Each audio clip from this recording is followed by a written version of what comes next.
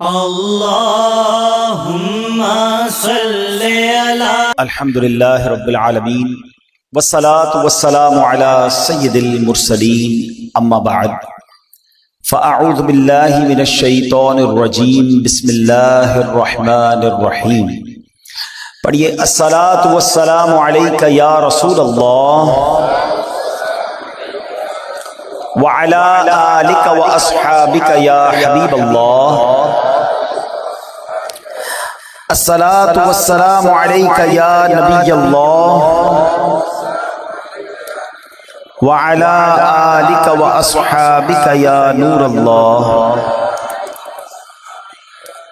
پیارے پیارے اسلامی بھائیوں اور مدنی چینل کے ناظرین، درود پاک پڑھنے کے بے شمار فضائل و برکات ہیں۔ فرمان آخری نبی رسول ہاشمی صلی اللہ تعالی علیہ وآلہ وسلم ہے، مسلمان جب تک مجھ پر درود پڑھتا ہے فرشتے اس پر رحمت بھیجتے رہتے ہیں۔ اب بندے کی مرضی ہے کم پڑھے یا زیادہ۔ یہ کیسا فرمان ہے اور چند جملوں میں کیا کمال کی بات کر دی ہے کہ کتنی رحمتیں چاہیے، کب تک رحمتیں چاہیے اب تمہاری مرضی ہے۔ جتنا پڑھنا ہے تمہیں کم پڑھنا ہے تو کم پڑھو، یا زیادہ پڑھنا ہے تو زیادہ پڑھو۔ مثال دیتا ہوں، دنیاوی مثال ہے چوٹ کرنے کے لیے، کہ کوئی بندہ آپ کے سامنے کھڑا ہو جائے، ہاتھوں میں اس کے پیسوں کی گڈیاں ہوں، ہزار ہزار کے نوٹ ہوں، کہتا جائے جتنے درود پڑھو اتنے 1000 روپے دوں گا، اب تمہاری مرضی ہے کتنے پڑھنے ہیں۔ تو بندہ کہے گا یار یہ گڈیاں تھوڑی تھوڑی اور لے آؤ، میں پڑھتا ہی رہوں گا، میں نے نہیں چپ ہونا۔ ہر درود پر 1000 روپے، ایک درود پڑھے 1000 پکڑا دے، دوسرا پڑھے دوسرے پکڑا دے، تیسرا پڑھے تیسرے پکڑا، اور کتنے پڑھنے ہیں؟ ہم کہیں گے باقی سارے کام ختم، اتنے سارے پیسے مل جائیں گے۔ نبی پاک نے کیا خوبصورت بات کی ہے کہ بندے کی مرضی، جب تک درود پڑھتا رہے گا رحمتیں برستی رہیں گی۔ مجھے سچ بتاؤ، دنیا کے 1000 2000 5000 لاکھ 2 لاکھ کیا بیچتے ہیں میرے اللہ کی رحمت کے آگے؟ جس کے ساتھ رحمت الہی ہو جائے اس کے تو سارے غم دور ہو جائیں گے نا۔ اصل میں ہم لوگ ہیں فوری رزلٹ چاہنے والے لوگ، ہمیں لگتا ہے یار ابھی درود پڑھا ملا تو کچھ نہیں ہے۔ دنیا میں جو چیز فوراً ملتی ہے بندہ فوراً وہ کام کرتا ہے۔ دیکھیے یاد رکھیے، کچھ معاملات وہ ہیں جن پر ہمارا ایمان اور یقین ہونا بہت ضروری ہے۔ ہمارا پورا جو اسلام ہے نا، وہ آپ اگر دیکھیں تو ہم غیب پر ہی تو ایمان لائے ہیں۔ ہم اللہ پر ایمان لائے ہیں، اللہ کو دیکھا تو نہیں ہے۔ ہم رسولوں پر ایمان لائے ہیں، ہم نے رسولوں کو بھی نہیں دیکھا۔ ہم نے قرآن پاک نازل ہوتے ہوئے بھی نہیں دیکھا، ہم نے یہ بھی مان لیا یہ قرآن آسمانی کتاب ہے، اللہ کی کتاب ہے۔ قیامت دیکھی نہیں اس پر ایمان ہے، دوزخ دیکھی نہیں، جنت دیکھی نہیں، اتنی ساری غیب کی چیزوں پر ایمان ہے۔ اور انسٹنٹلی فوری طور پر جو رزلٹ آتا ہے وہ فوراً کرتے ہیں۔ جو نبی پاک کے سچے وعدے ہیں اس پر بعض اوقات عمل نہیں کرتے۔ ڈاکٹر کہتے کہ جناب اب تم نے چکناٹ کھانی ہے یا اب تم نے کوئی میٹھی چیز کھانی ہے تو تمہارے ہارٹ کو پرابلم ہو جائے گا، نظر اندر نہیں آ رہا ہمیں، چونکہ ڈاکٹر کہہ رہا ہے تو مان جاتے ہیں۔ حالانکہ میٹھا کھانا حلال، چکنائی والی چیز کھانا حلال، جائز اگر ہے تو حلال ہے۔ ہم حلال کھانوں سے رک جاتے ہیں اس لیے کہ ڈاکٹر کہہ رہا ہے، اور حرام چیزوں سے نہیں رکتے حالانکہ نبی پاک فرما رہے ہیں۔ سوچ کا ڈفرنس دیکھیں۔ ہم یہ سوچتے ہیں کہ ہارٹ اٹیک نہ ہو جائے، مگر یہ نہیں سوچتے کہ ایمان پر اٹیک نہ ہو جائے۔ ہم یہ سوچتے ہیں کہ تھوڑی سی محنت کرتا ہوں تو پیسے مل جاتے ہیں، ہم یہ کیوں نہیں سوچتے کہ تھوڑی سی محنت کروں تو جنت مل سکتی ہے۔ یہ کسی کو درود پاک کوئی دیکھ لینا، جتنے درود پڑھیں اتنی رحمتیں ہیں۔ کتنا پڑھنا چاہیے تھا؟ ذرا مل کر کہیے سبحان اللہ، الحمدللہ، اللہ اکبر۔ کتنی دیر لگی؟ 15-20 سیکنڈ؟ کیا کما لیتے ہو؟ ذرا کبھی حساب کرنا، ایک دن میں 15-20-25 سیکنڈ میں کیا کما لیتے ہیں ہم؟ کچھ بھی نہیں۔ مگر اللہ نے نیکیاں کمانا ہمارے لیے کتنا آسان، اور کتنی بڑی بڑی نیکیاں۔ حدیث پاک کا مضمون ہے جو ایک بار سبحان اللہ کہے جنت میں درخت لگا دیا جاتا، ایک بار الحمدللہ کہے جنت میں درخت لگا دیا جاتا، ایک بار اللہ اکبر کہے جنت میں درخت لگ جاتا۔ کتنے درخت لگانے چاہیے تھے، لیکن پھر بھی نہیں۔ تھوڑی دیر تک جذبہ آتا ہے، بندہ تسبیح نکالتا ہے، پھر بھول جاتا ہے، پھر دنیا میں لگ جاتا ہے، پھر موبائل میں لگ جاتا ہے، پھر سوشل میڈیا ہے اور ہم ہیں اور غفلتیں ہیں۔ نہ کریں ایسا۔ زندگی بڑی مختصر ہے، اچانک چلے جائیں گے، میں بھی چلا جاؤں گا، آپ بھی چلے جائیں گے۔ اللہ کرے یہ ذہن بن جائے کہ بس خوب نیکیاں کما کر جانا ہے، اتنی نیکیاں لے کر جاؤں کہ جب قیامت کے دن جاؤں تو شرمندگی نہ اٹھانی پڑے۔ اللہ ہمیں کثرت سے ذکر و درود کرنے کی توفیق عطا فرمائے۔ آئیے مل کر محبت کے ساتھ بآواز بلند درود پاک پڑھ لیں۔ صلو علی الحبیب صلی اللہ تعالی علی محمد صلی اللہ علیہ وسلم۔ ورد لب ہر دم درود و سلام ہو، ورد لب ہر دم درود و سلام ہو، یا شہ عرب و عجم کر دو کرم، آمین۔ پیارے اسلامی بھائیوں، قرآن مجید فرقان حمید ہر پارہ، ہر رکوع، ہر سورت، ہر آیت اور ہر لفظ ہمارے لیے اللہ کی بہت بڑی نعمت ہے۔ قرآن کی شان سبحان اللہ، یہ کلام اللہ ہے، یہ سب سے بڑا نبی پاک علیہ السلام کا معجزہ ہے، اور یہ ہم پر اللہ کریم کا بہت بڑا انعام ہے۔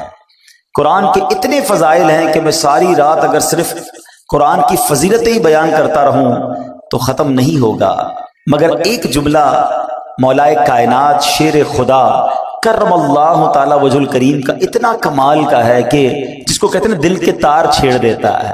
آپ کیا خوبصورت انداز میں قرآن کو سمجھاتے ہیں، شیر خدا ہے نا، علم کا، وہ کہتے ہیں نا نبی پاک فرماتے ہیں میں علم کا شہر ہوں اور علی اس کا دروازہ ہے، تو باب علم ہے نا۔ کہتے ہیں جب میرا جی چاہتا ہے کہ رب مجھ سے بات کرے، کتنی بڑی بات ہے، اللہ سے ہم کیسے بات کر سکتے، کمیونیکیشن ود اللہ سبحانہ و تعالی۔ آج بڑے آدمی سے بات نہیں کر سکتے، نمبر نہیں ملتا، نمبر ملتا ہے تو فون نہیں اٹھتا، بیچ میں سیکرٹری، بڑے پرابلمز۔ اللہ سے بات کرنی ہے اور اللہ ہم سے بات کرے، کتنا کمال کا جملہ ہے۔ فرماتے جب میرا جی چاہتا ہے رب مجھ سے بات کرے، میں قرآن پڑھنے لگ جاتا ہوں، اور جب جی چاہتا ہے میں رب سے بات کروں، میں دعا کرنے لگ جاتا ہوں۔ ان دونوں کاموں میں کوئی زیادہ مشکل نہیں ہے۔ قرآن کیا ہے؟ کلام اللہ ہے نا، اللہ کا کلام ہے، تو گویا رب تم سے کلام کر رہا ہے، اور جب تمہیں رب سے بات کرنی ہے تو ہاتھ اٹھاؤ اور دعا مانگنا شروع کر دو، تم رب سے بات کرنا شروع کر دو گے۔ تو کلام اللہ کی تو کیا بات ہے۔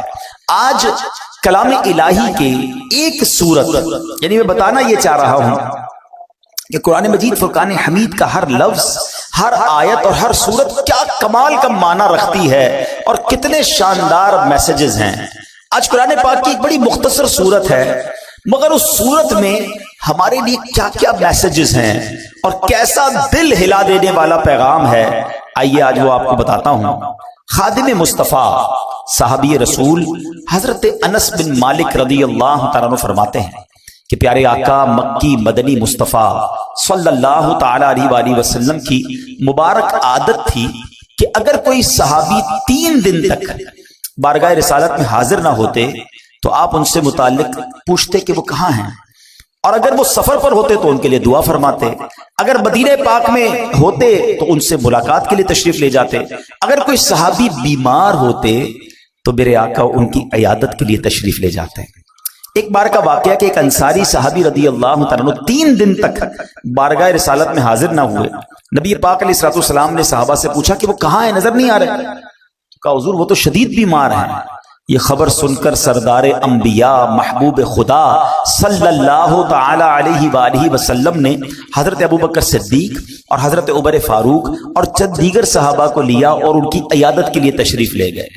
آئے ہائے، صحابی کی قسمت تو دیکھو، آقا بھی جا رہے ہیں، صدیق اکبر بھی جا رہے ہیں، عمر فاروق بھی جا رہے ہیں، سر بالی انہیں رحمت کی ادا لائی ہے، سر بالی انہیں رحمت کی ادا لائی ہے، حال بگڑا ہے تو بیمار کی بن آئی ہے۔ اب کیا ہوا؟ آقا علیہ الصلوۃ والسلام آخری نبی رسول ہاشمی صلی اللہ تعالی علیہ وسلم نے اپنے پیارے صحابی کو دیکھا، واقعی شدید بیمار تھے۔ آپ نے خوبصورت اور پیارے انداز میں تیمارداری فرمائی، احوال پوچھا، حال پوچھا، تو اس صحابی نے اپنا حال عرض کرتے ہوئے اپنی بیماری کا ایک بڑا کمال کا واقعہ بتایا کہ بیمار ہوا کیسے میں۔ کہتے حضور بات یہ ہے کہ ایک روز میں مغرب کی نماز میں آپ کی مسجد میں حاضر ہوا، آپ نماز پڑھا رہے تھے، میں آپ کے پیچھے نماز پڑھ رہا تھا، اور آپ نے اس روز نماز میں سورہ قارعہ کی تلاوت کی.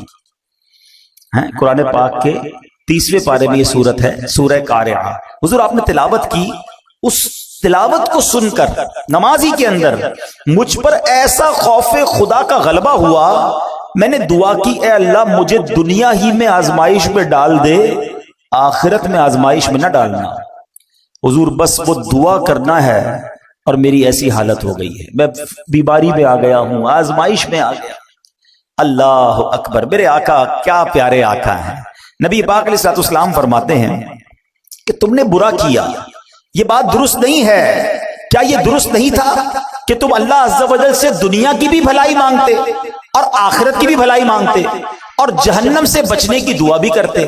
یعنی تم نے کیوں یہ کہا کہ یا اللہ مجھے دنیا میں آزمائش ڈال دے، آخرت میں نہ ڈالنا؟ میرے رب کے خزانوں میں تو کمی نہیں نا، اس سے دنیا کی بھی بھلائی مانگ لیتے، آخرت کی بھی بھلائی مانگ لیتے. کیا پیاری تربیت فرمائی. اب نبی پاک نے حکم دیا کہ ابھی دعا کرو اور دعا کرو دنیا اور آخرت کی بھلائی کی دعا مانگو. صحابی نے ہاتھ اٹھائے، آقا کا حکم تھا، اسی وقت دعا مانگی. نبی پاک نے خود بھی ان کے لیے دعا فرما دی. اب میرے آقا دعا فرمائیں تو رد کیسے ہو سکتی ہے؟ بریلی کے تاجدار امام عشق و محبت لکھتے ہیں نا، اجابت کا صحرا عنایت کا جوڑا دلہن بن کے نکلی دعائے محمد. اجابت کہتے ہیں قبولیت کو، قبولیت اجابت نے جھک کر گلے سے لگایا بڑی ناز سے جب دعائے محمد صلی اللہ علیہ وسلم. اور ایسا ہی ہوا، اس دعا کا اثر ایسا ہوا کہ کوئی رسیوں سے جکڑا ہوا ہو اور وہ آزاد ہو جائے، وہ صحابی اسی وقت کھڑے ہو گئے اور صحت مند بھی ہو گئے. اب اس ایک واقعے سے اللہ اکبر کیا کمال کا واقعہ ہے، کیا کیا سیکھنے کو ملا. پہلی بات نماز کیسی تھی، پڑھانے والا کون تھا اور پڑھنے والے کون تھے. آقا تلاوت کر رہے اور صحابہ پیچھے نماز پڑھ رہے ہیں، لیکن ان کی نماز میں انہماک، خشوع و خضوع کا عالم کیسا تھا. ایک تو قرآن سمجھتے تھے، پھر اس کا اثر لیتے تھے. تلاوت کیا ہو رہا ہے اس کو جانتے اور اس کا اثر لیتے تھے. سب نے عشاء کی نماز اکثر نے پڑھی ہوگی. اگر میں یہ سوال کر لوں، ہاتھ نہیں اٹھائیے گا، اپنے آپ سے خود ہی سوال کر لیں، امام صاحب نے کیا تلاوت کی پہلی رکعت میں اور دوسری رکعت میں؟ ارے عبدالحبیب بھائی اب تو ذرا دکان کا حساب ساتھ چل رہا تھا ہمارا، تو ہمیں کیا پتا کیا تلاوت ہوئی. کبھی ٹیسٹ لے لیا کرو، سلام پھیرتے ہی پوچھ لیا کرو اپنے آپ سے کہ آج کیا تلاوت ہوئی. اچھا یاد بھی ہے، مثال کے طور پہ چلو کسی کو یاد ہے آج امام صاحب نے سورہ فیل پڑھی تھی یا جناب تبارک الذی پڑھی تھی یا کون سی سورت پڑھی تھی، معنی کیا اس کا تو یہ تو نہیں پتا. کب تک ہم قرآن بغیر سمجھے سنتے رہیں گے اور پڑھتے رہیں گے؟ کب قرآن کے نور کو اور اس کی چاشنی کو دل میں محسوس کریں گے؟ کب انڈرسٹینڈنگ آف قرآن کریں گے؟ میں نہیں کہتا، ہونا تو یہی چاہیے کہ مسلمان ہونے کی حیثیت سے مجھے اور آپ کو پورا قرآن ایک بار تو زندگی میں ہم نے ترجمہ اور تفسیر سے پڑھا ہوتا. لیکن چلو بھائی پورا قرآن پڑھنے کی بات کرتے تو لوگ ہی بھاگ جاتے ہیں. یار کم از کم یہ تو ہو سکتا ہے نا، ہم ثنا سے لے کر التحیات اور درود ابراہیم اور دعا تک جتنا نماز میں قرآن پڑھتے ہیں اتنا تو سمجھ لیتے، اس کو تو انڈرسٹینڈ کر لیتے. قرآن کی چند مشہور صورتوں کا معنی تو پتا ہوتا. مگر خشوع و خضوع کا تو عالم یہ ہے کہ نماز میں دھیان ہی کہیں اور ہوتا. لوگ کہتے بھی ہمارا دھیان کہیں اور ہوتا. وہ مشہور چٹکلا ہے نا کہ ایک صاحب آئے، عشاء کی جماعت چلی گئی، رونے لگ گئے. تو نمازیوں نے کہا یار نہیں رو بھائی، اتنی نماز سے محبت، اتنی جماعت سے محبت کہ جماعت چلی گئی آپ رو رہے. کہتے یار بات یہ نہیں ہے، مسئلہ یہ کہ روز دکان بند کر کے عشاء کی جماعت میں آتا تھا، امام صاحب 4 رکعت پڑھاتے تھے، میں پورا حساب ملا لیتا تھا. اب جماعت تو چلی گئی، اب حساب کب ملاؤں گا اور نماز کب پڑھوں گا؟ معاذ اللہ یہ ہمارا ذہن نہیں ہوتا ہے. اچھا اس کی بڑی وجہ بھی یہی ہے، علماء نے اس کا طریقہ بھی بتایا کہ ایک تو بندہ اپنے ذہن کو دنیاوی خیالات سے پاک کر کے، ایکچولی نماز کیا ہے؟ اللہ کی بارگاہ میں حاضری ہے. آپ کسی بہت بڑی شخصیت کے پاس، بڑے سیٹھ کے پاس، جس کے پاس آپ کی فائل رکی ہوئی ہو، اس افسر کے پاس جائیں تو دھیان کدھر ہوتا ہے؟ بالکل اس کی طرف فوکس، ہاتھ بندھے ہوئے، سر میرا چھوٹا سا کام، پلیز سائن کر. اتنی اس سے لجاجت، اس کی طرف فوکس. اور خدائے احکم الحاکمین کے دربار میں آنا ہے، دھیان کہیں اور ہے، سوچ کہیں اور ہے. خود سوچو، شرم آنی چاہیے. جس کا نماز میں دھیان کہیں اور ہوتا ہے اس کو خود ہی اپنے آپ سے شرم آنی چاہیے. اور یہ شرم ہی یہ گلٹی ہی تمہیں دھیان دلا دے گی، تمہیں خشوع دلا دے گی۔ اور دوسری بات کہ آپ ایٹ لیسٹ قرآن کی مشہور صورتوں کو، میں پھر مشورہ دیتا ہوں، جو اپنا آخری پارہ ہے نا، کم از کم 30واں پارہ ترجمہ تفسیر سے 2-3 بار پڑھ لیں۔ عموماً امام صاحب اسی میں سے تلاوت کر رہے ہوتے ہیں، ہم بھی انہی میں سے پڑھ رہے ہوتے ہیں۔ آپ جب پتہ چلے گا نا کہ آپ بات کیا کر رہے ہو، الحمدللہ رب العالمین الرحمن الرحیم مالک یوم الدین، اب آپ قرآن کے ساتھ ہوں گے، نور کے دریا میں تیر رہے ہوں گے، رحمان کی بات ہو رہی ہے، رحیم کی بات ہو رہی ہے، یوم الدین یعنی قیامت کے مالک کی بات ہو رہی ہے، اب اللہ سے التجا ہو رہی ہے، ایاک نعبد و ایاک نستعین، اے اللہ ہم تیری ہی عبادت کرتے ہیں، تجھی سے مدد چاہتے ہیں، اب آگے چلیں گے، اے اللہ اس راستے پر چلا دے جو تیرے پسندیدہ بندوں کا راستہ ہے، اس راستے سے بچا لے جو تیرے غضب والوں کا راستہ ہے۔ اب جناب رحمت کی آیتیں آئیں گی، دل جھومنے لگے گا، عذاب کی آیتیں آئیں گی، آنسو بہنے لگیں گے۔ واللہ میری بات کو سمجھ لو، جس کو قرآن سمجھ آنے لگ گیا نا، کبھی کبھی جب اچھا قاری تلاوت کرتا ہے، امام صاحب تلاوت کرتے ہیں نا، جن کو قرآن سمجھ آ رہا ہوتا ہے نا، وہ کہتے ہیں امام صاحب رکوع میں نہ جائیں، اور تلاوت کریں، اللہ کی اور باتیں سنائیں، ہمیں اور قرآن کی باتیں سنائیں، کیونکہ قرآن کے ساتھ وہ اٹیچ ہو جاتے ہیں۔ لیکن جس کو انڈرسٹینڈنگ ہی نہیں ہے، اس کو کیا فائدہ ہوگا؟ پلیز قرآن سے ایسی دوستی کرو۔ اور میں آپ کو کوئی بہت بڑا کام نہیں بتا رہا، کم از کم 30واں پارہ ترجمہ تفسیر، اب تو صراط الجنان آ گئی ہے، حاصل کر لے، پڑھ لیں، آپ کی زندگی بدل جائے گی۔ واللہ جس کو نماز سمجھ آنے لگ جائے گی، اس کو نماز کا مزہ ہی اور آتا ہے۔ سبحان ربی العظیم جب وہ کہتا ہے اور وہ سمجھتا ہے کہ میں عظیم رب کی تعریف کر رہا ہوں، تو بعض اوقات تو آنکھوں سے آنسو نکلتے ہیں، سجدے میں جا کر سر جھکا کر سبحان ربی الاعلیٰ جب دل کی گہرائیوں سے بندہ ادا کرتا ہے، تو اللہ کو گویا یہ کہہ رہا ہوتا ہے، اے اللہ سر بھی تیرے دربار میں جھکا دیا، اب میں نے سب کچھ تیرے دربار میں جھکا دیا ہے، اپنا سراپا تیرے بارگاہ میں جھکا دیا ہے، اے اعلیٰ رب، اے مالک، اے خالق، اے سب سے بڑے مولا، اب مجھ پر نگاہ رحمت فرما دے۔ پھر بندہ اس کیفیت سے نماز پڑھتا ہے۔ تو اگر نماز کا لطف لینا چاہتے ہو تو نماز کو سیکھیں، نماز کو انڈرسٹینڈ کریں، نماز کے اندر جو قرآن ہے کم از کم اس کو جانیں۔ صحابی رسول نے سورہ قارعہ سنی، دل کی کیفیت بدل گئی، خوف خدا میں مبتلا ہو گئے۔ یہ بات ہمیں اس واقعے سے سیکھنے کو ملی۔ اب ایک اور بات جو اس بات سے سیکھنے کو ملی کہ دعا کیا کرنی چاہیے۔ کچھ لوگ بڑے نادان ہوتے ہیں، کہتے بس یا اللہ یہ کام کر دے، بھلے وہ نہ کرنا، یہ کام ہو جائے باقی بھلے خراب ہو جائے۔ کیوں خراب ہو جائے؟ اچھا بعد اللہ کچھ لوگ اپنے لیے بد دعائیں کر رہے ہوتے ہیں۔ پہلے ایک بات سمجھ لو، ہمیں نہیں پتا ہوتا کون سا وقت قبولیت کا ہوتا ہے۔ ہاں بری باتیں نہ نکالا کرو، یہ ماں باپ کو بھی ایک مشورہ دے رہا ہوں۔ بچہ تنگ کرے، بچہ پریشان کرے تو بعض اوقات مائیں کوسنے دے رہی ہوتی، تجھے کیڑے پڑے، تو برباد ہو جائے، تو کبھی ترقی نہ کرے، یہ نہ کہا کرو۔ کیا پتا یہ قبولیت کی گھڑی ہو اور تمہارا بیٹا برباد ہو جائے۔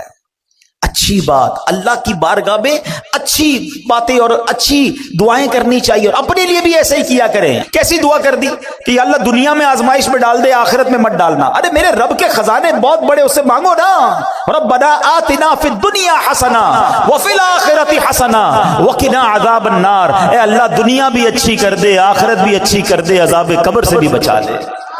رب سے مانگو، مانگ کریم سے رہے ہو۔ ہمارے پاس پیسے تھوڑے ہوتے ہیں، ہمارے اور آپ کی اتھارٹی تھوڑی ہے، ہمیں لگتا ہے یار اس سے ایک چیز مانگوں گا دے دے گا، دو مانگوں گا دے نہیں سکے گا، بندہ کہتا ہے ایک ہی لے لو یار۔ دنیا والوں میں چلتا ہے، میرے رب کے خزانے جس کا کوئی کنارہ نہیں، وہ خزانے نہ ختم ہونے والے ہیں، وہ ہم سب کو جنت میں ڈال دے، اس کی رحمت میں کوئی کمی نہیں پڑے گی۔ تو مانگو نا اس سے دل کھول کر، تو رب سے ہمیشہ دل کھول کر اور یقین کے ساتھ مانگنا چاہیے، اور ایسی دعا نہیں کرنی چاہیے کہ جس میں آزمائش کی دعا، پریشانی کی دعا، بربادی کی دعا۔ اللہ پاک جو ہے ہمیں خوب اچھی دعائیں کرنے کی توفیق عطا فرمائے۔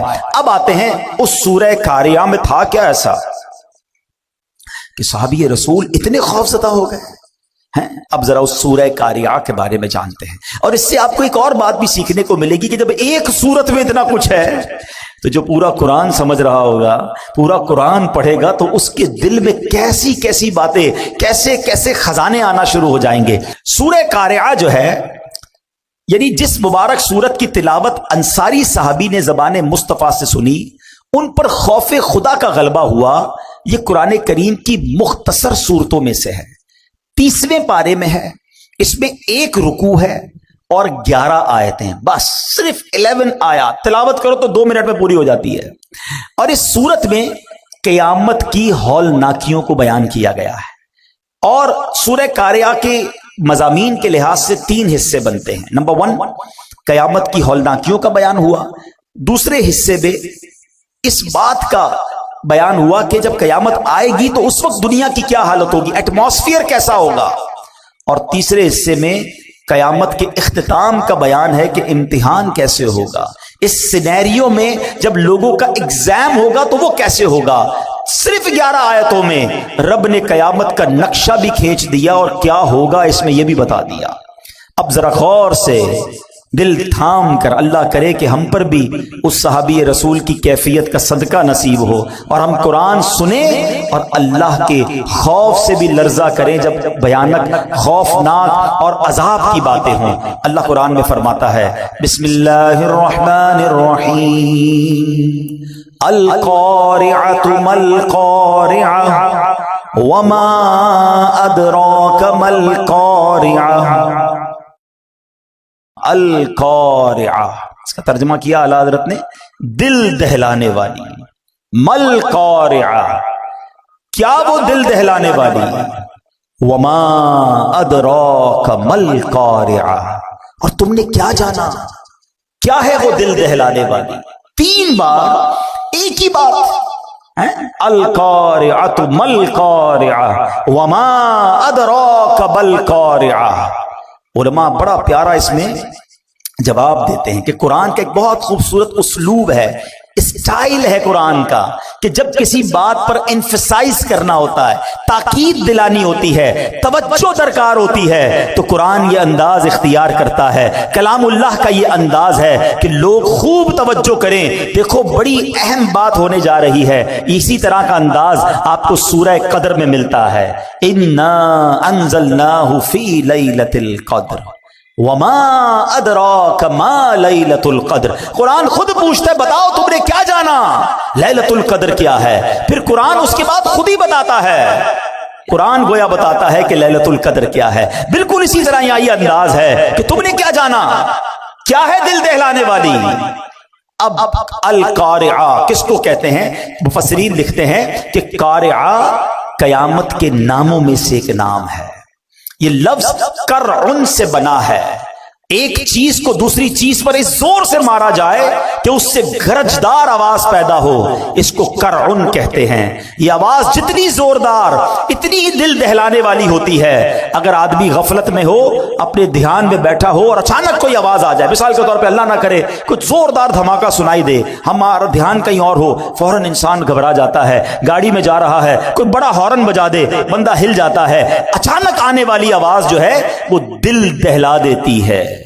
اب ذرا غور کیجئے کہ ہوگا کیا، ان مثالوں کو تصور میں رکھیے، اور قیامت میں کیا ہوگا؟ فرمایا تاجر کاروبار میں مصروف ہوں گے، nobody knows، پتہ بھی نہیں ہوگا، کسی کو پتہ نہیں ہوگا۔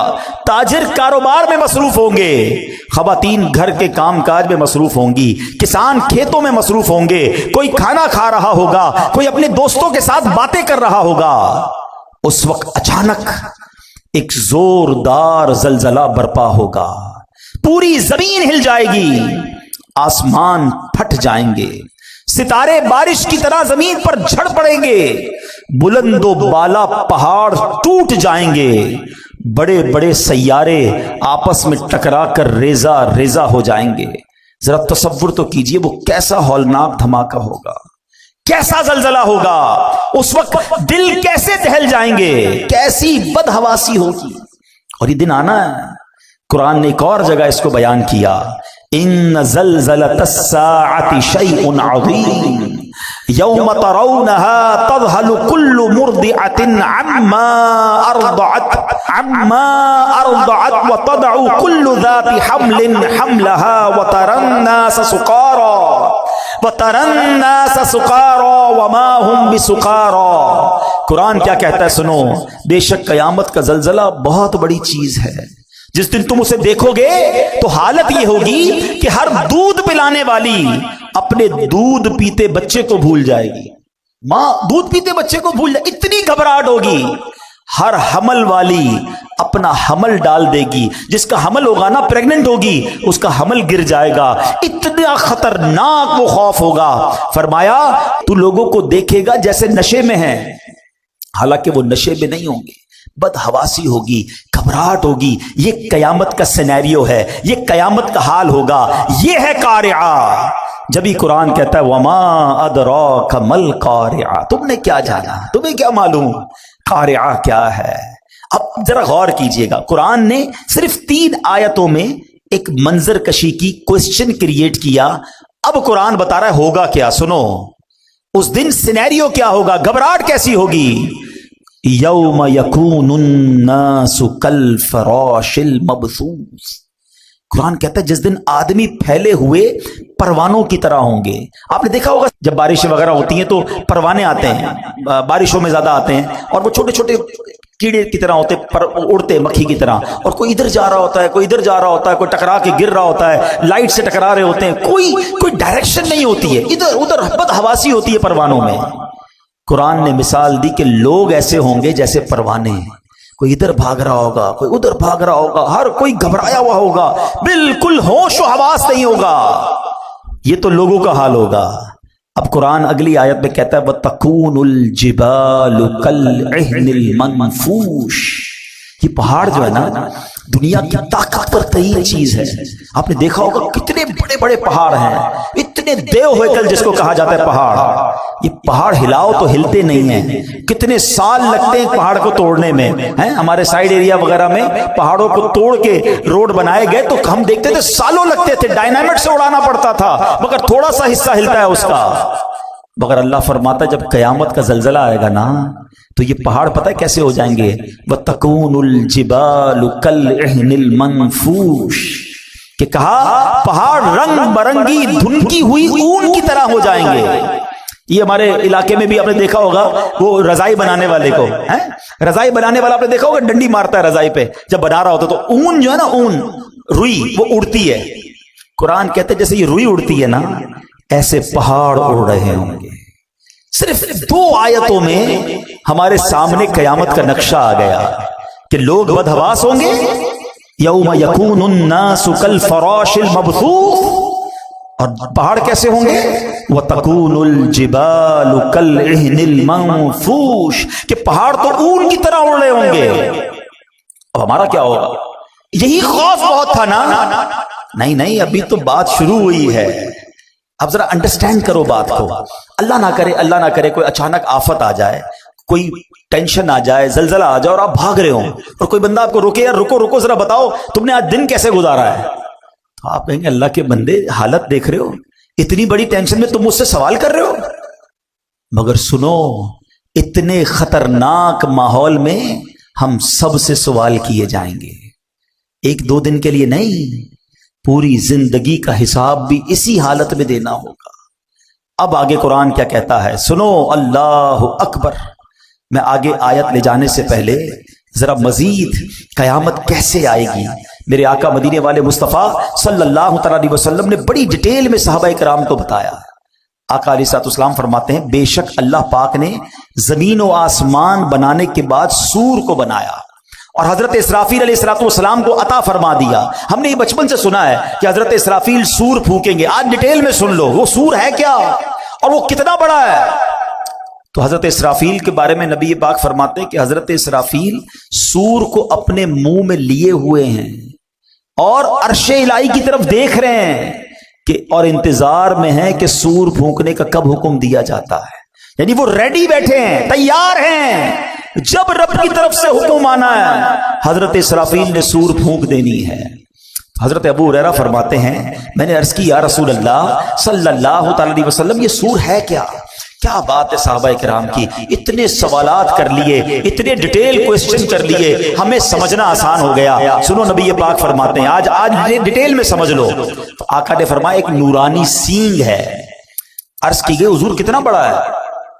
فرمایا بہت بڑا ہے، اس ذات کی قسم جس کے قبضے میں میری جان ہے، سور کا دائرہ زمین و آسمان کی چوڑائی جیسا ہے، اتنا بڑا، یوں سمجھیے، اب اس کو نارمل زبان میں سمجھانے کے لیے وہ ہارن جس طرح ہوتا ہے، ایک پائپ جس طرح ہوتا ہے، سور اس طرح کا ہے، مگر وہ اتنا بڑا ہے کہ اس کا جو دائرہ ہے وہ زمین و آسمان کی چوڑائی جیسا ہے۔ اور حضرت اسرافیل کو اللہ کریم 3 بار سور پھونکنے کا حکم فرمائے گا۔ یہ سور 3 بار پھونکا جائے گا، یاد رکھیے گا۔ نمبر 1، پہلی بار نفخہ فزع یعنی گھبراہٹ کی پھونک ہوگی۔ دوسری بار نفخہ صعق یعنی موت کی پھونک ہوگی، اور تیسری نفخہ قیام یعنی موت کے بعد دوبارہ اٹھائے جانے کی وہ پھونک ہوگی۔ یہ 3 بار حضرت اسرافیل جو ہے وہ سور پھونکیں گے۔ اور اب سنو کیا ہوگا۔ 3 بار جو سور پھونکی جائے گی نا، اس کی ڈیٹیل بھی نبی پاک نے بیان کی۔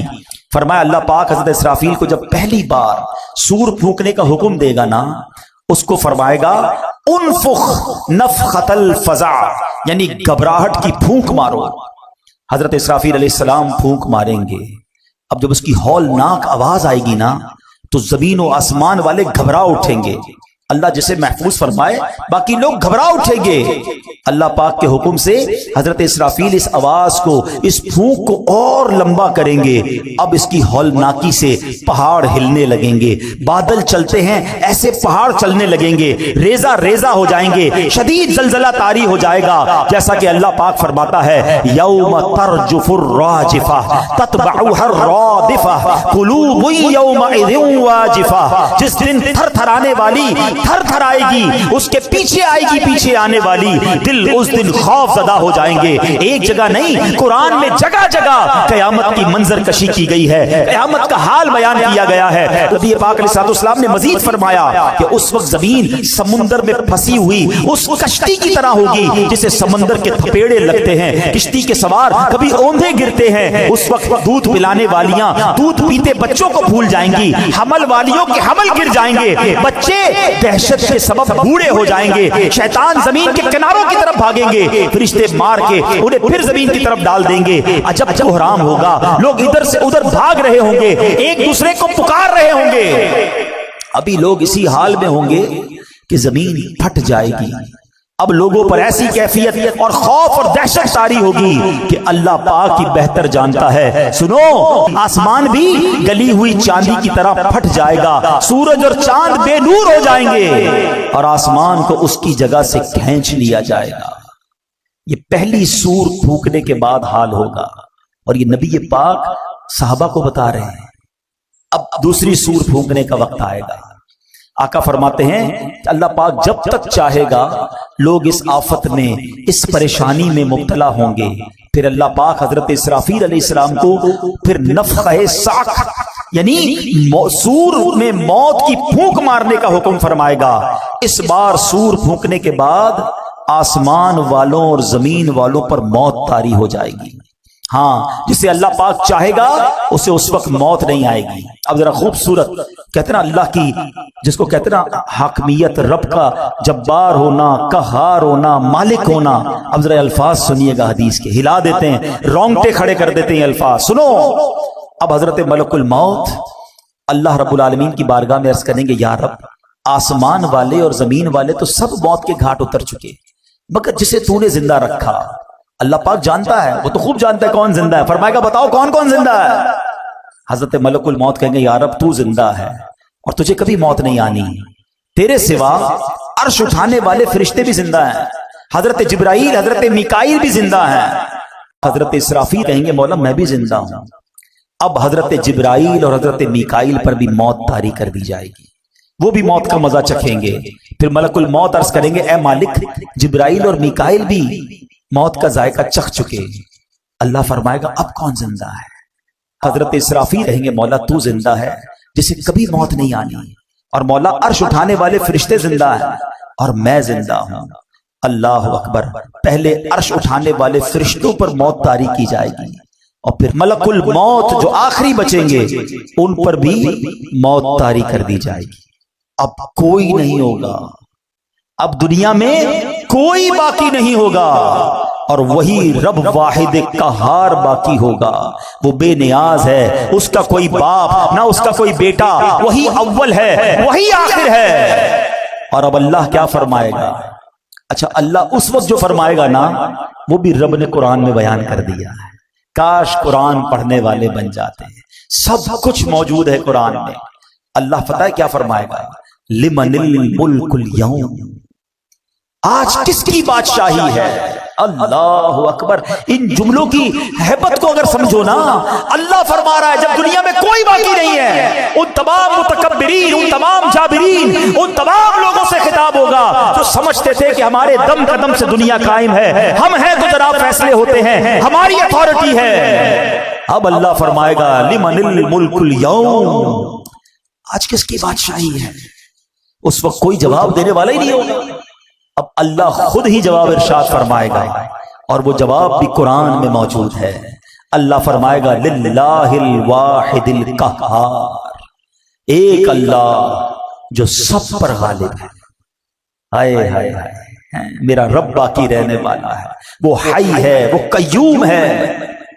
پھر فرمایا میرے آقا نے زمین اور آسمان کو یوں لپیٹ لیا جائے گا جیسے کاغذ لپیٹتے ہیں. پھر اس زمین کی جگہ کوئی اور زمین بچھا دی جائے گی، آسمان کی جگہ اور آسمان بنا دیا جائے گا. اب اللہ پاک 3 مرتبہ فرمائے گا میں ہوں جبار، جسے میرا شریک ہونے کا دعویٰ ہے سامنے آئے. آج دنیا میں کئی لوگ معاذ اللہ اللہ کے سامنے اور غیر اللہ کی عبادت کرتے ہیں. اس وقت رب ارشاد فرمائے گا کون ہے میری شرکت کا دعویٰ دار، آ جائے میرے سامنے. اللہ اکبر. کوئی سر اٹھانے والا نہیں ہوگا. مخلوق کو اب اس نئی زمین پر ڈال دیا جائے گا. جو پہلے قبروں میں تھے اب نئی زمین کی قبروں میں ہوں گے. جو پہلے زمین کی سطح پر مرے ہوئے تھے اب نئی زمین کی سطح پر مرے ہوں گے. اب ایک قیامت کا نیا نقشہ بن جائے گا. آخری نبی رسول ہاشمی صلی اللہ تعالی علیہ وسلم اپنا پرسوز بیان جاری رکھتے ہوئے مزید فرماتے ہیں اب اللہ پاک فرمائے گا عرش اٹھانے والے فرشتے زندہ ہو جائیں. رب نے فرمانا ہے نا وہ فرشتے زندہ ہو جائیں گے. حکم ہوگا جبرائیل اور میکائیل زندہ ہو جائیں، وہ بھی زندہ ہو جائیں گے. اب اللہ پاک حضرت اسرافیل کو حکم دے گا مرنے کے بعد اٹھائے جانے والی سور پھونکو. اب حضرت اسرافیل تیسری بار سور پھونکیں گے اور اس سے تمام روحیں نکل آئیں گی. اللہ پاک فرمائے گا میری عزت و جلال کی قسم اب ساری روحیں اپنے جسموں میں چلی جائیں. تمام روحیں اپنے جسموں میں چلی جائیں گی. اب زمین کھلے گی اور آقا فرماتے تم سب اللہ پاک کی بارگاہ میں حاضر ہو جاؤ گے. اور یہ بات بھی رب قرآن میں فرماتا ہے مہطعین الی الداع یقول الکافرون ھذا یوم عسر. اس بلانے والے کی طرف دوڑتے ہوئے کافر کہیں گے یہ بڑا سخت دن ہے. یہ ہے قارعہ القارعۃ مل قارعہ، یہ ہے قیامت. اچھا جو قیامت کا حساب کتاب ہے نا وہ تو تیسری بار اٹھنے کے بعد معاملہ شروع ہوگا. یہ تو قیامت طاری ہونے کا منظر تھا کہ قیامت طاری کیسے ہوگی، اس میں دنیا سے لوگ جائیں گے کیسے، کیسے سور پھونکی جائے گی اور پھر دوبارہ اٹھایا جائے گا. حساب و کتاب، میزان کا معاملہ، پل صراط کا معاملہ یہ تو تیسری باری سور پھونکنے کے بعد ہوگا. مگر قرآن ہمیں سمجھا رہا ہے کہ دیکھو وہ دن آنے والا ہے، اس دن کی تیاری کر لو. اور وہ دن کیسا ہوگا؟ اللہ اکبر. قیامت 50,000 سال کا دن ہے. میدان محشر کی گرمی کیسی ہوگی کہ پہلے لوگوں کے جسم سے پسینہ نکلے گا اور 70 گز زمین میں جذب ہوگا اور اس کے بعد زمین اور پسینہ نہیں پی سکے گی. تو پھر یہ پسینہ اوپر اٹھے گا. کوئی اپنے ٹخنوں تک پسینے میں ہوگا، کوئی گھٹنے تک ہوگا. کچھ گناہگار تو ایسے ہوں گے جو اپنے ہی پسینے میں ڈبکیاں کھا رہے ہوں گے. اب اس کیفیت میں کیا ہوگا؟ اللہ اکبر. کبھی گرمیوں کے دن ہوں، کام کاج سے ہم گھر پہنچے اور پسینہ ٹپک رہا ہو ہیں، جیسے دروازے میں داخل ہو گھر والے کہے ذرا رکو رکو 5-6 باتیں پوچھنی ہیں. ہم کیا کہتے ہیں نہیں ابھی سوال نہیں کرو، مجھے سانس لینے دو، بہت گرمی ہے، تھوڑا فریش ہونے دو پھر بات چیت کرنا. ہم کبھی بھی پسند نہیں کرتے کہ گرمی میں، فرسٹریشن میں، ٹینشن میں ہم سے کوئی سوال کرے. مگر قرآن کہتا ہے اس وقت سوال بھی کیسا ہوگا اور رزلٹ کیا آئے گا؟ فَأَمَّا مَنْ ثَقُلَتْ مَوَازِينُهُ فَهُوَ فِي عِيشَةٍ رَاضِيَةٍ. قرآن کہتا ہے بہرحال جس کے ترازو بھاری ہوں گے وہ تو پسندیدہ زندگی میں ہوگا، مزے میں ہوگا. جس کی نیکیاں زیادہ ہو گئیں اسکیل لگایا جائے گا وہ مزے میں ہوگا. اللہ اکبر. اور مزے میں کہاں ہوگا؟ وہ جنت میں ہوگا. آؤ کچھ جنت کے بارے میں بھی سن لو.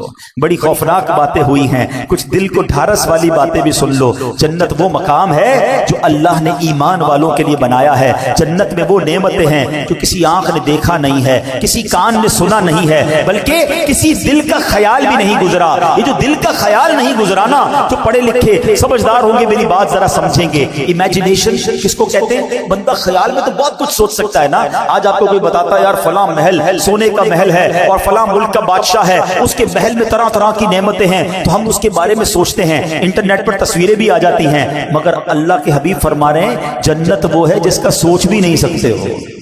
تو سوچو پھر ہوگی کیسی؟ جہاں دماغ کی سوچ نہ پہنچ سکے اس کے بعد وہ نعمتیں کیسی ہوں گی؟ فرمایا دل کا گمان بھی نہیں گزرا. جنت میں دیواریں سونے چاندی کی اینٹوں سے اور مشک کے گارے سے بنی ہوئی ہیں. جنت میں 4 دریا ہیں, ایک پانی کا, دوسرا دودھ کا, تیسرا شہد کا, چوتھا پاکیزہ شراب کا. اور ان دریاؤں میں سے نہریں نکل کر ہر محل کے نیچے سے, ہر جنتی کے گھر سے نیچے سے نکل رہی ہیں. اہل جنت کو ہر قسم کے لذیذ کھانے ملیں گے, جو چاہیں گے فوراً ان کے سامنے موجود ہوگا. پانی کی خواہش ہوگی, جتنی خواہش ہوگی اتنا ہی ان کے مطابق پانی, دودھ, پاکیزہ شراب اور شہد کے کوزے خود بخود ان کے ہاتھوں میں آ جائیں گے. جنت میں کوئی نجاست نہیں ہے, نہ گندگی ہے, نہ تھوک ہے, نہ ریت ہے, نہ بدن کی میل ہے. سنو, ہر جنتی کے لیے کم از کم 10,000 خادم ہوں گے. ہر خادم کے ہاتھ میں چاندی کا پیالہ ایک ہوگا, دوسرے ہاتھ میں سونے کا پیالہ ہوگا. ہر پیالے میں طرح طرح کی نعمتیں ہوں گی. جنتی شخص نعمتیں کھاتا جائے گا, لذت بڑھتی جائے گی. یہ بھی بڑی کمال کی بات ہے, سمجھدار لوگ سمجھیں گے. بڑی بھوک لگی ہو سکتا ہے ابھی بھی لگی ہو کسی کو, تو بات جلدی سمجھ آئے. بڑی بھوک لگی ہو اور آپ کی پسندیدہ چیز آپ کے سامنے رکھ دی جائے. جو لذت پہلے دوسرے چوتھے نوالے میں ہے وہ چھٹے ساتویں میں نہیں رہتی. 8-10 نوالوں کے بعد تو نارمل ہو جاتا ہے, کیونکہ اب پیٹ بھرنے لگ گیا ہے. اب وہ لذت نہیں ہے, اب صرف بندہ کام پورا کر رہا ہے کہ چلو کھانا کھا رہا ہوں, کھا تو لوں. لذت شروع کے نوالوں میں تھی. جنت میں ایسا نہیں ہوگا. فرمایا جتنا کھاتا جائے گا اس میں لذت جو ہے وہ بڑھتی ہی چلی جائے گی. ہر نوالے میں 70 ذائقے ہوں گے, ہر ذائقہ پہلے سے جدا ہوگا. جنتیوں کے لباس پرانے نہیں ہوں گے, ان کی جوانی فنا نہیں ہوگی, ہمیشہ ہمیشہ جنت میں رہیں گے. اللہ اکبر. سو کتنے خوش نصیب ہوں گے جن کے اعمال نامے نیکیوں کے بھاری ہو جائیں گے. فَأَمَّا مَنْ ثَقُلَتْ مَوَازِينُهُ فَهُوَ فِي عِيشَةٍ رَاضِيَةٍ. مزے ہوں گے. لیکن آگے قرآن ڈرا رہا ہے, سمجھا رہا ہے زندگی کیسے گزارنی ہے. سنو, وَأَمَّا مَنْ خَفَّتْ مَوَازِينُهُ فَأُمُّهُ هَاوِيَةٌ. پھر وہی انداز, وما ادراک ما ہی, تم نے کیا جانا حاویہ کیا؟ نارن حامیہ. قرآن کہتا ہے بہرحال جس کے ترازو ہلکے پڑ جائیں گے اس کا ٹھکانہ حاویہ ہوگا. کیا معلوم وہ کیا ہے؟ فرمایا ایک شعلے مارتی آگ ہے. جنت کی تعریف, جنت کی ڈیفینیشن سن لی نا. آؤ کچھ جہنم کے بارے میں بھی سن لو. تیاری کرو جنت کی, بچاؤ اپنے آپ کو جہنم کی آگ سے. ہم میں سے کوئی بھی وہ عذاب برداشت نہیں کر سکے گا. جہنم اللہ پاک کے قہر و غضب کا مقام ہے. جہنم کی آگ نہایت گرم ہے. حدیث پاک میں آتا ہے یہ دنیا کی آگ جہنم کی آگ کے 70 اجزاء میں سے ایک جز ہے. اگر اس دنیاوی آگ کو پانی سے 2 مرتبہ ٹھنڈا نہ کر دیا گیا ہوتا تو تم اس سے فائدہ نہ اٹھا سکتے. یعنی اس آگ کو ہمیں ٹھنڈا کر کے پیش کیا گیا ہے تو ہم اس آگ سے فائدہ اٹھا سکتے ہیں. جہنم کی آگ 70 ٹائم زیادہ خطرناک ہے. آپ سوچو تو صحیح, اس دنیا کی آگ کی تپش کتنی ہے. خالی دنیا میں چولہے کی آگ نہیں ہے, ایسی آگ ہے جب آتش فشاں پڑتا ہے تو بتایا جاتا ہے کتنے ہزار فارن ہائٹ وہ آگ نکلتی ہے, لوہے کو پگھلا دیتی ہے, شہروں کے شہر تہس نہس ہو جاتے ہیں. اتنی خطرناک آگ دنیا میں موجود ہے. اور جہنم کی آگ اس سے 70 گنا زیادہ خطرناک ہے. دنیا کی آگ اللہ پاک سے دعا کرتی ہے کہ اے اللہ پاک مجھے جہنم کی آگ میں دوبارہ نہ لوٹانا. آگ پناہ مانگتی ہے جہنم کی آگ سے. حضرت جبرائیل پیارے آقا علیہ السلام کی خدمت میں قسم اٹھا کر کہا انہوں نے کہ اگر جہنم کو سوئی کے ناکے کے برابر کھول دیا جائے تو تمام زمین والے اس کی گرمی کے سبب مر جائیں. روایت کے مطابق جہنم کی آگ 1000 سال تک دھکائی گئی یہاں تک کہ وہ سرخ ہو گئی، پھر 1000 برس تک دھکائی گئی یہاں تک کہ سفید ہو گئی، پھر 1000 برس تک بھڑکائی گئی یہاں تک کہ سیاہ ہو گئی۔ اب وہ نری کالی سیاہ ہے جس میں روشنی کا نام بھی نہیں ہے۔ کون برداشت کر سکے؟ کون جا سکے؟ یہ کیسا شیطان مردود ہے، نہ جنت کا شوق بڑھانے دیتا ہے نہ جہنم کا خوف آنے دیتا ہے۔ کرونا وائرس کا خوف ہے، دیکھا نہیں ہم میں سے کسی نے، ہیں لاکھوں کروڑوں لوگ ہیں دنیا میں، چند لوگوں کو ہوا، ساری دنیا پریشان، مگر نبی پاک کے سچے وعدے، قرآن کی میں آیتیں سنا رہا ہوں کہ سنو، اعمال ناموں میں گناہ زیادہ ہوئے نا تو جہنم میں جاؤ گے، اور جہنم ایسی ہے۔ مگر اس میں کون توبہ کر رہا ہے؟ کون اللہ کو راضی کرنے والی زندگی گزار رہا ہے؟ کون حرام روزی چھوڑ رہا ہے؟ کون شراب سے دور بھاگ رہا ہے؟ کون نافرمانیوں سے دور جاتا ہے؟ حرام دیکھ رہے ہیں، حرام کھا رہے ہیں، حرام سن رہے ہیں، نمازیں قضا ہو رہی ہیں۔ سوچو یہ کدھر جا رہے ہیں؟ یہ شیطان نے کیسی غفلت کی چادر اڑا دی ہے ہم پر۔ کیوں نہیں تیاری کرتے اس جنت کی؟ دنیا کی 50 60 70 سالہ زندگی کو کچھ دنوں کے لیے صبر کے ساتھ گزار لو، جنت کی نہ ختم ہونے والی زندگی تمہارا انتظار کر رہی ہے۔ سودا کر لو نا اپنی جان کا۔ دنیا میں اگر آپ کو کوئی کہہ دے یار تمہارے پاس 1000 روپے ہیں مجھے دے دو، اس کے بدلے میں تمہیں 1 ارب روپے دے دوں گا، بندہ کہے گا بالکل لے لو۔ بالکل، یہ تو کمپیریزن ابھی بھی دنیا میں بنتا ہے، مگر جنت اور دنیا کا کوئی کمپیریزن نہیں۔ مگر سمجھانے کے لیے کہ اے بندے 50 60 70 سال میری فرما برداری میں گزار لے، نہ ختم ہونے والی جنت کی ابدی نعمتیں میں تجھے عطا فرما دوں گا۔ مگر ہم اس سودے کے لیے تیار ہی نہیں ہو رہے، ہم اپنے آپ کو تیار ہی نہیں کر پا رہے۔ خدا را آج سورہ قارعہ اور قیامت کے احوال سن کر، جہنم کی ہولناکی کو سن کر ہم زندگی میں کچھ فیصلہ کریں، اپنے آپ کو بدلنے کی کوشش کریں۔ اپنے بیان کے آخر میں ایک دل دہلانے والا واقعہ جب میں نے پڑھا، صحابی رسول حضرت عبداللہ ابن مسعود رضی اللہ عنہ سے روایت ہے کہ ایک بار ایک شخص بارگاہ رسالت میں حاضر ہوا، عرض کیا یا رسول اللہ صلی اللہ تعالی علیہ وسلم، کوئی ایسا مومن بھی ہے جو جہنم میں باقی رہ جائے گا؟ ذرا غور سے سنیے گا، ہو سکے تو سر جھکا کر سنیے۔ فرمایا ہاں، ایک شخص جو جہنم کے گہرے گھڑے میں ہوگا اور اونچی آواز سے یا حنانو یا منان پکار رہا ہوگا، اس کی آواز بلند ہوگی، اس آواز کو حضرت جبرائیل سنیں گے، کہیں گے العجب العجب، عجیب بات ہے، عجیب بات ہے۔ پھر حضرت جبرائیل علیہ السلام اللہ عز و جل کے عرش کے سامنے حاضر ہوں گے، سر سجدے میں رکھ دیں گے۔ اللہ پاک فرمائے گا ارفع راسک یا جبرائیل، اے جبرائیل اپنا سر اٹھاؤ۔ حضرت جبرائیل علیہ السلام سر اٹھائیں گے، اللہ پاک فرمائے گا جبرائیل تم نے کیا عجیب چیز دیکھی ہے؟ عرض کریں گے یا اللہ میں نے ایک آواز سنی ہے، کوئی شخص جہنم کے گہرے گھڑے میں یا حنان یا منان پکار رہا۔ اللہ پاک فرمائے گا جبرائیل مالک یعنی داروغہ جہنم کے پاس جاؤ اور انہیں کہو کہ وہ بندہ جو یا حنان یا منان پکار رہا ہے اسے جہنم سے نکال لاؤ۔ حضرت جبرائیل علیہ السلام جہنم کے دروازے پر تشریف لے جائیں گے، دستک دیں گے، حضرت مالک باہر آئیں گے، حضرت جبرائیل علیہ السلام انہیں اللہ پاک کا حکم سنائیں گے۔ حکم سن کر حضرت مالک علیہ السلام جہنم کے اندر جائیں گے۔ ہمارے پیارے آقا علیہ السلام نے فرمایا جیسے ماں اپنے بچوں کو پہچانتی ہے، حضرت مالک ایسے ہی جہنم کو پہچانتے ہیں۔ اس کے باوجود آپ یا حنان یا منان کہنے والے شخص کو تلاش نہیں کر پائیں گے۔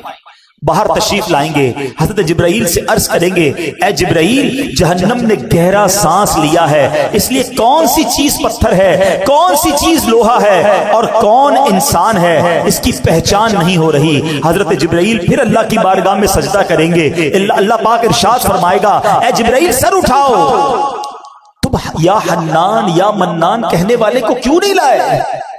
جبرائیل عرض کرے کہ مولا داروغہ جہنم حضرت مالک نے بھی معذرت کر لی ہے، کہتے جہنم نے سانس لیا ہے، اس کی وجہ سے پتھر لوہے اور انسانوں کے درمیان کوئی فرق نہیں بچا ہے۔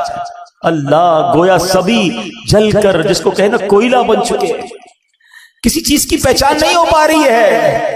اللہ پاک فرمائے گا جبرائیل مالک سے کہو میرا بندہ جہنم کے فلاں گھڑے میں فلاں کونے میں اس طرح پڑا ہوا ہے. حضرت جبرائیل جہنم کے دروازے پر جائیں گے اور حضرت مالک کو یا حنان یا منان پکارنے والے کا پتہ بتائیں گے. حضرت مالک جہنم کے اندر جائیں گے تو دیکھیں گے ایک شخص ہے, اس کے پاؤں اس کی پیشانی کے ساتھ اور ہاتھ گردن کے ساتھ بندھے ہوئے ہیں اور جہنم کے سانپ بچھو اس کے ساتھ لپٹے ہوئے ہیں.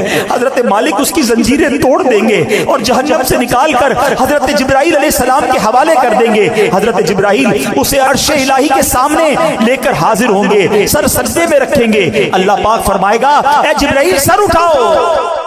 جبرائیل علیہ السلام سر اٹھائیں گے. اب اللہ پاک اس بندے سے فرمائے گا اے میرے بندے, کیا میں نے تیری بہترین تخلیق نہیں کی تھی؟ کیا میں نے تیری طرف رسول نہیں بھیجے تھے؟ کیا ان رسولوں نے تمہیں میری کتاب نہیں سنائی تھی؟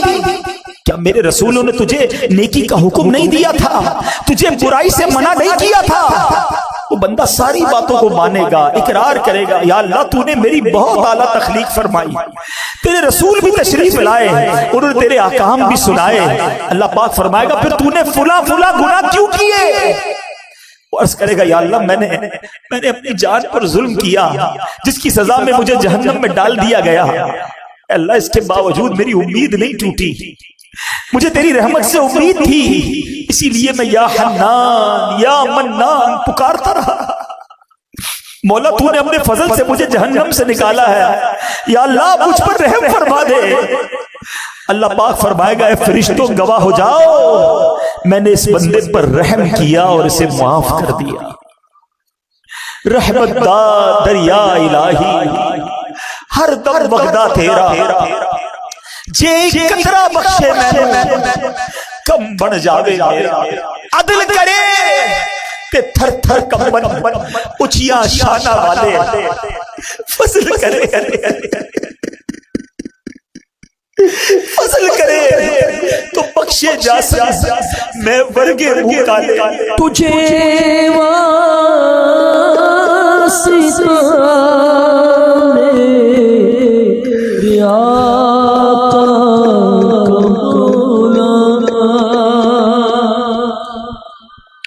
تجھے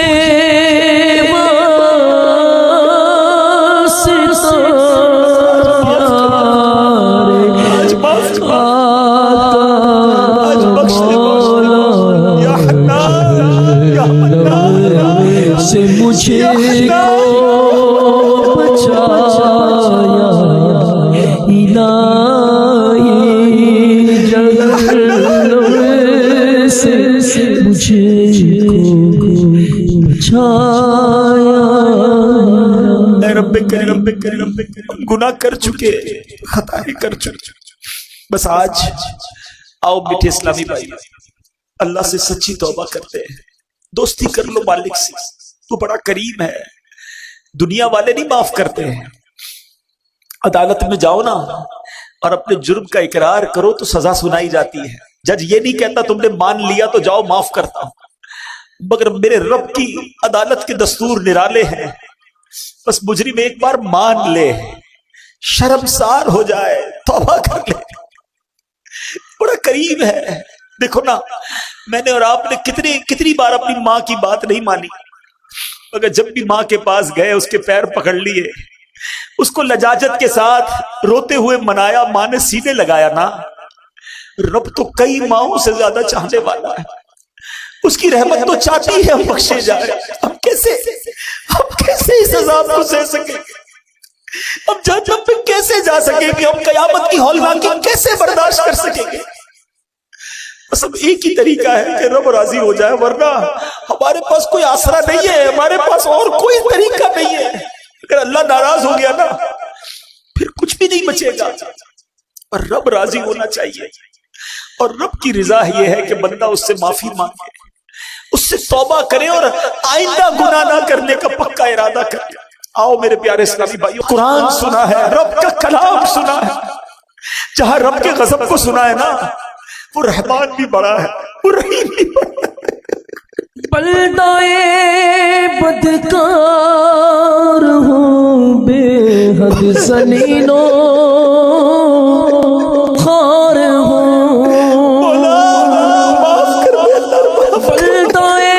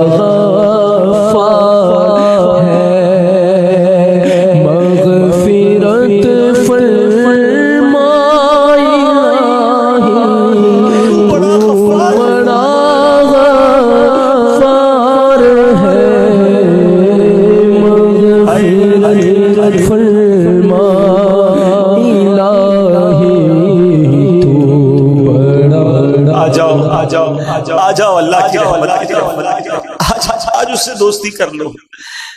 اگر میرا کوئی ایسا بھائی بیٹھا ہے جو نمازیں قضا کرتا ہے، توبہ کر، بس اب سچی پکی نیت کر لو کہ آج کے بعد نماز قضا نہیں کروں گا. اگر کوئی حرام کماتا ہے نا، دیکھو چھوڑ دو اسے، توبہ کر لو، اللہ تمہیں غیب سے حلال دے گا. بس سچی نیت کر لو، رب نے جو نصیب میں لکھا ہے وہ مل کر رہے گا. حرام کمانا چھوڑ دو، حرام کھانا چھوڑ دو، حرام صحبتیں چھوڑ دو، گندی چیزیں دیکھنا چھوڑ دو، سننا چھوڑ دو. ہم کمزور ہیں، یہ بھی ہم اللہ سے ہی کہیں گے نا، یا اللہ میں پہلے بھی توبہ کی، پھر گناہ میں پڑ گئے، آج پھر توبہ کرتا ہوں مالک، پھر توبہ کرتا ہوں، بس تم توبہ پر استقامت بھی دے دے. پتہ نہیں کب دنیا سے چلا گیا اور وہاں مارا گیا، وہاں پکڑا گیا تو میرا بنے گا کیا؟ اے اللہ اس کمزور بندے پر رحم کر، اور آج سچی توبہ عطا کر، آج سچی پکی توبہ عطا کر. اور یہ دعوت اسلامی ہے پیارے اسلامی بھائی، جو ہمیں ہماری آخرت کی تیاری کرواتی ہے. ہم کچھ بھی کر لے، قیامت تو آئے گی نا، حساب کتاب تو ہوگا نا، اس سے بچ کوئی نہیں سکتا. مگر آج جس تفصیل سے ہم نے قیامت کا ذکر سن لیا، جس طرح کا یہ حالات ہوں گے، ہم تو بڑے کمزور ہیں، ہمارا کیا بنے گا؟ ہاں اللہ راضی ہوا، اللہ کے حبیب راضی ہوئے تو انشاءاللہ قیامت میں بھی لواء الحمد تلے اٹھنا نصیب ہو جائے گا. تو نے دنیا میں بھی عیبوں کو چھپایا یا خدا، تو نے دنیا میں بھی عیبوں کو چھپایا یا خدا، حشر میں بھی لاج رکھنا اللہ، حشر میں بھی لاج رکھنا مولا، حشر میں بھی لاج رکھنا، تو بڑا ستار ہے، حشر میں بھی لاج رکھنا، تو بڑا ستار ہے، مغفرت فرما الہی، تو بڑا غفار ہے. بس آج سچی پکی توبہ کرنی ہے. توبہ کیا ہے؟ توبہ کے 3 ارکان ہیں. ایک، بندہ شرمندہ ہو جائے، مانے میں گناہگار ہوں، ندامت کرے، کہے اللہ کو غلطی ہو گئی، مانتا ہوں مالک مجرم.